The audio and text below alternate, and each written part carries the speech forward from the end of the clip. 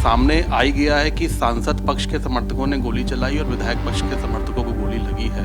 तो ये आपस में जो भिड़े हैं और आपस में जो गोलीबारी हुई है उसका नतीजा है। तुर्क बनाम पठान के टकराव को इसका नाम दिया। हम ही को कातिल कहेगी दुनिया, हमारा ही कत्लेआम होगा।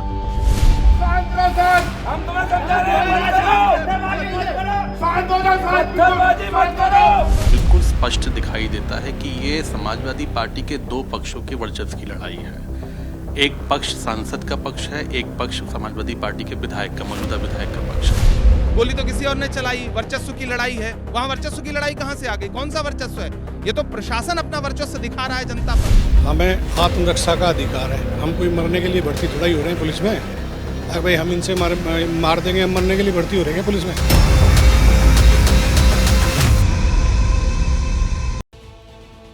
यूपी के संभल में 4 जानें चली गईं, वहां की सड़कें खून से लाल हो गईं।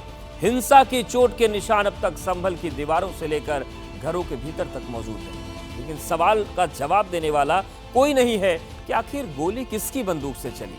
संभल हिंसा को लेकर हुई एफआईआर की जो कॉपी सामने आई है वो कहती है कि दंगाइयों ने पुलिस से हथियार लूट लिए थे। योगी सरकार के मंत्री ने दावा किया है कि संभल में तुर्क बनाम पठान की जंग ने हिंसा करवाई और इन तमाम सवालों का जवाब हम अपनी रिपोर्ट में देंगे। लेकिन सबसे पहले देखिए हिंसा वाले दिन की वो तस्वीरें जो सच्चाई की गवाही बनकर सामने आई हैं।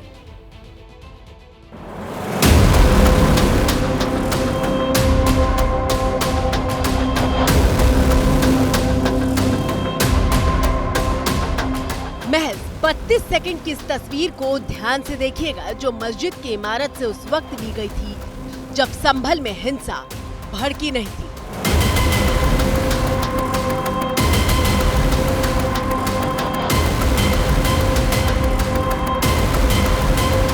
मस्जिद के सामने वाली सड़क के एक तरफ पुलिस वाले मौजूद हैं, जबकि दूसरे कोने पर भीड़ दिखाई दे रही है। शोर बढ़ने लगा था। सब जाओ, जाओ। और घरों के दरवाजे, खिड़की और बालकनी से महिलाएं बाहर झांकती हुई दिखाई दे रही थी।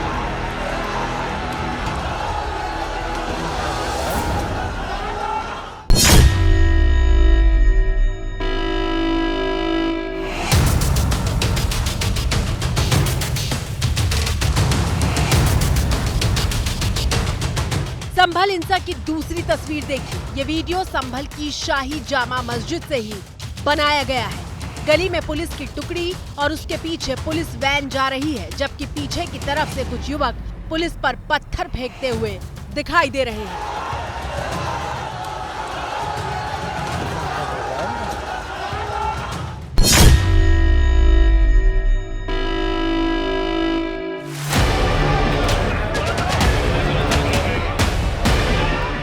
संभल में हिंसा वाले दिन क्या हो रहा था उसकी गवाही बनकर मौजूद अब इस तीसरी तस्वीर को देखिए, जहां युवक पत्थरबाजी भी कर रहे हैं और कुछ लोग सड़क पर खड़ी बाइक को आग के हवाले करने की कोशिश कर रहे हैं।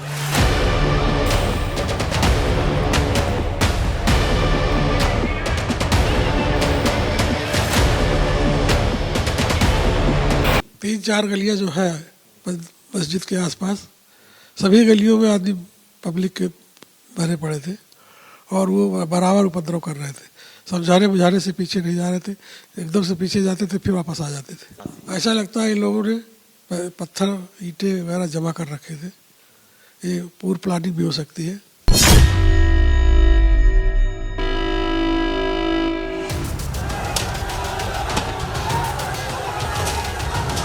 53 सेकंड चौथी तस्वीर में कार पर पत्थरबाजी की जा रही है।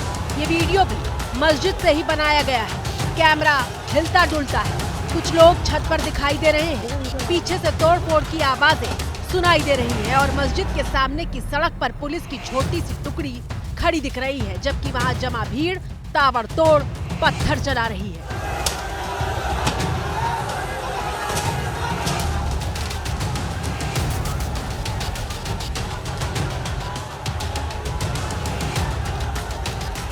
ऐसा लगता है उसमें स्थानीय लोगों के साथ साथ बाहरी लोग भी आए हुए थे, जो आसपास के इलाके मोहल्लों के थे, वो लोग भी वहाँ जमा हो गए थे।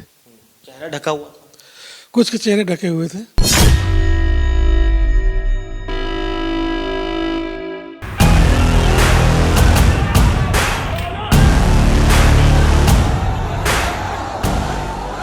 और ये है वो 5वीं तस्वीर जब पत्थरबाजी और हिंसा के शोर के बाद संभल के आसमान में आग की लपटों का धुआं दिखाई देने लगता है।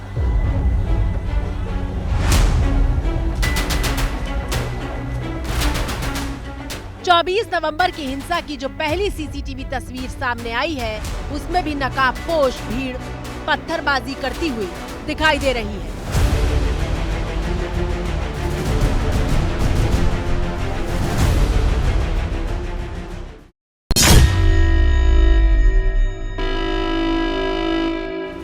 ये संभल की शाही जामा मस्जिद की 3 अलग अलग गलियों में ड्रोन से ली गई वो तस्वीरें हैं जो बता रही हैं कि मस्जिद में सर्वे शुरू हुआ तो कैसे वहां का माहौल बदलने लगा था, भीड़ जुटने लगी थी।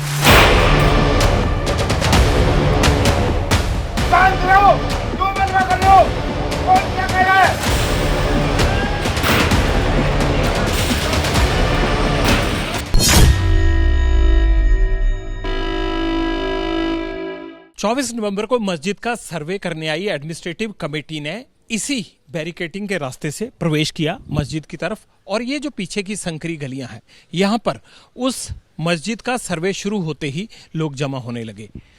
ये देखिए मस्जिद के चारों तरफ का वो घुमावदार रास्ता है जो आबादी के बीचों बीच मस्जिद के चारों तरफ से घूमता है। इस तरफ भी लिखा गया है कि शाही जामा मस्जिद संभल, यानी ये जो संकरी गलियां निकल रही हैं ये सभी मस्जिद की तरफ जाती हैं। लेकिन अब ये वो इलाका है जहां से हिंसक भीड़ ने मस्जिद में हो रहे सर्वे का विरोध करने के लिए हिंसक रूप अख्तियार किया।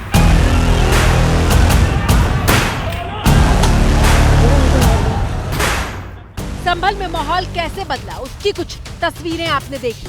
संभल हिंसा को लेकर जो एफआईआर सामने आई है उसके मुताबिक सुबह करीब 8:45 बजे सर्वे की टीम जब मस्जिद में मौजूद थी, उसी वक्त 800 से 900 लोगों की भीड़ मस्जिद से 100 कदम दूर नारेबाजी करने लगी। पत्थरबाजी करते हुए भीड़ सर्वे का विरोध करने लगी और सर्वे टीम को बाहर खदेड़ने पर आमादा हो गई। ये जो बैक साइड वाला हिस्सा है सारी भीड़ इसी तरफ जमा थी। यहाँ पर इस गली में जो ये गाड़ी खड़ी है सीओ साहब की, यहाँ पर ये जो राख पड़ी हुई है, यहीं इस गली पर जो थे लोग खड़े हुए थे और जो दंगे की शुरुआत हुई है हिंसा की वो यहीं से हुई है। भीड़ इन सब गलियों में थी, सबसे ज़्यादा भीड़ इस गली में थी और यहाँ से शुरुआत हुई है, इस पॉइंट से शुरुआत हुई है। ये लगभग 9:30 बजे के बाद की जो शुरुआत हुई हंगामा।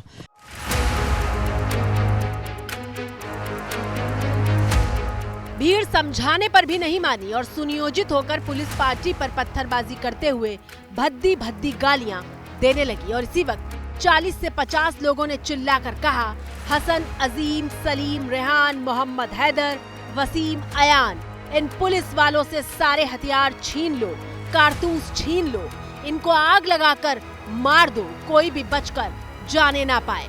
हम अपनी मस्जिद में सर्वे नहीं होने देंगे, मस्जिद हमारी है, इसमें कोई सर्वे नहीं हो सकता। पुलिस के मुताबिक हथियार छीनने के ऐलान के बाद मैगजीन और कारतूस लूट लिए गए।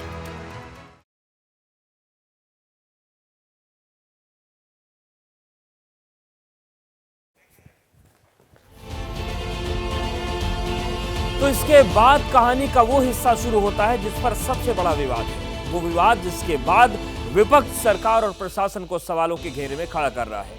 हमने कल भी आपको ये बताया था, सवाल पूछा था कि अगर पुलिस की बंदूक से गोली नहीं निकली तो संभल में 4 लोगों की मौत कैसे हुई।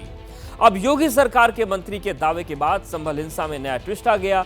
मंत्री का दावा है कि संभल में 2 गुटों के बीच वर्चस्व की लड़ाई में हिंसा भड़की है।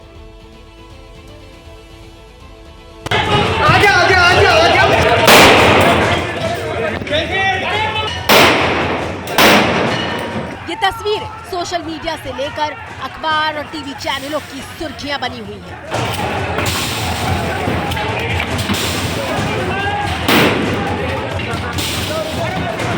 पुलिस का दावा है कि उनकी बंदूक से गोलियां नहीं बल्कि आंसू गैस फायर किया जा रहा था। उसमें आंसू गैस के गोले छोड़ने की बंदूक है। जो पिस्टल है वो पैलेट गन के तौर पे इस्तेमाल होती है।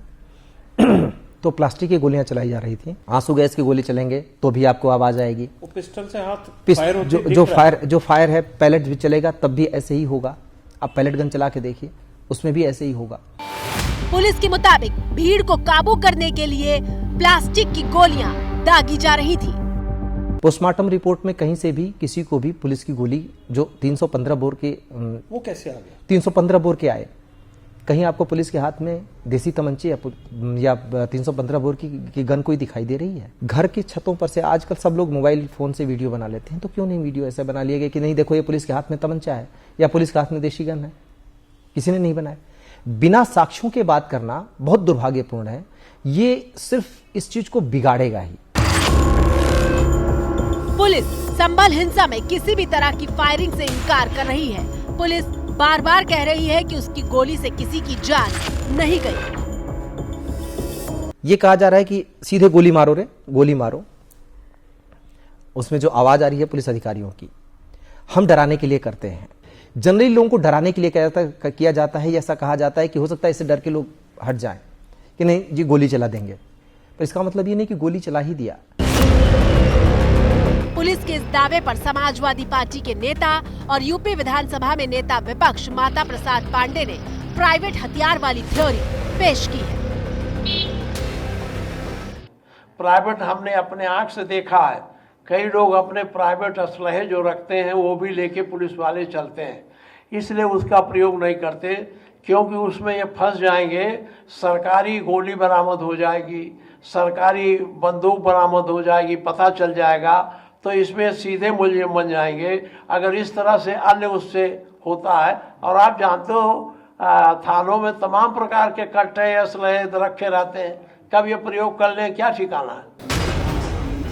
रविवार को हिंसा के बाद से पूरा विपक्ष एक सुर में योगी सरकार और उनकी पुलिस को कटघरे में खड़ा कर रहा है। आपने मस्जिद में दूसरी मर्तबा सर्वे करने गए, आपने पूरा छावनी बना दिया, आपने मस्जिद कमेटी को इन्फॉर्म नहीं किया, विजुअल से आप गोली चला रहे हैं। और बताइए कि कैफ है 17 साल का लड़का जिसकी फोटो वायरल हो रही है कि जमीन पर पड़ा हुआ है। 3 लोगों 4 में से 3 को सीने में लगी, 1 को पीठ में लगी। ये तो प्लास्टिक बेचने वाला, एक ठेला बंडी पर फ्रूट्स बेचने वाले हैं। लेकिन योगी सरकार के मंत्री ने तुर्क और पठान के बीच वर्चस्व की जंग का नया एंगल देकर संभल हिंसा को नया मोड़ दे दिया है। एक पक्ष सांसद का पक्ष है, एक पक्ष समाजवादी पार्टी के विधायक का, मौजूदा विधायक का पक्ष है। और ये लगातार पिछले कई सालों से देखने को मिला है, या मेरे को तो पीढ़ियों से देखने को मिल रहा है कि ये 2 पक्ष आपस में वर्चस्व की लड़ाई में वहाँ पे दंगा कराते हैं, लड़ाई लड़ते हैं, वहाँ के माहौल को खराब करते हैं। और यही संभल में हुआ भी कि ये 2 पक्ष आपस में भिड़े, गोलीबारी आपस में करेगी, पत्थरबाजी करी गई और वहाँ पे दंगा कराने का प्रयास किया गया। सुना आपने, योगी सरकार के मंत्री नितिन अग्रवाल का दावा है कि संभल में एक सांसद और एक विधायक के बीच वर्चस्व स्थापित करने के लिए न सिर्फ संभल का दंगा हुआ बल्कि गोलियां भी चलाई गई। मंत्री नितिन अग्रवाल का इशारा सांसद जियाउर रहमान बर्क और समाजवादी पार्टी के विधायक इकबाल महमूद की तरफ है। संभल हिंसा में पुलिस ने समाजवादी पार्टी के सांसद जियाउर रहमान बर्क और एसपी विधायक के बेटे सुहेल इकबाल को आरोपी बनाया है। और ये तुर्क बनाम पठान की क्या थ्योरी? इसका क्या मतलब है? ये रंग दिया जा रहा है कि ये विवाद तुर्क बनाम पठान। नहीं, कोई तुर्क बनाम आप सुहेल इकबाल को भी नामजद कर दे तो, और आप वर्क साहब के बच्चे को क्या सच्चाई है वही तो पूछ रहा हूँ आपसे।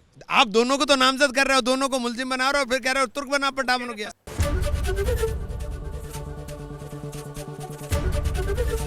एबीपी गंगा, खबर आपकी, जुबान आपकी।